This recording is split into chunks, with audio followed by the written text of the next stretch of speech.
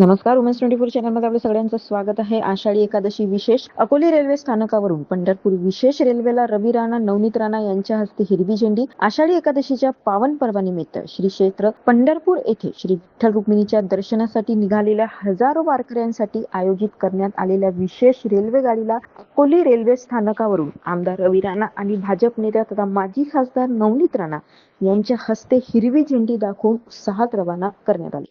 जय हरी विठ्ठल पांडुरंग ज्ञानोबा तुकाराम अशा विठ्ठल नामाच्या जय घोषाने संपूर्ण रेल्वे स्थानक परिसर दुमदुमून गेला. टाळ मृदंगाचा निनाद, अभंगाचा स्वर आणि वारकऱ्यांच्या भक्तिभावामुळे वातावरण पूर्णपणे भक्तिमय झाले होते. यावेळी आमदार रवी राणा आणि माजी खासदार नवनीत राणा यांनी श्री विठ्ठलाच्या चरणी नतमस्तक होत राज्यातील शेतकरी, कष्टकरी, वारकरी तसेच सर्वसामान्य नागरिकांच्या जीवनात सुख, समृद्धी आणि भरभराट नांदो अशी प्रार्थनाही केली. माजी खासदार नवनीत राणा यांनी अकोले रेल्वे स्थानकावर उपस्थित वारकऱ्यांना तसेच विशेष रेल्वे गाडी प्रवास करणाऱ्या भाविकांना स्वतः साबुदाणा खिचडीचे वाटप करून सेवाभावांचा आदर्श घालून दिला. या उपक्रमाचे वारकऱ्यांनी मनापासून स्वागतही केले. दरम्यान स्थानकावर उपस्थित भजन मंडळाने विठ्ठलाच्या अभंगाने वातावरण भारावून टाकले. युवा स्वाभिमान पक्षाचे मार्गदर्शक सुनील राणा यांनीही भजन मंडळी सोबत टाळ मृदुंगाच्या साथीने भजनाचा आनंद घेत विठ्ठल नामाचा गजर केले.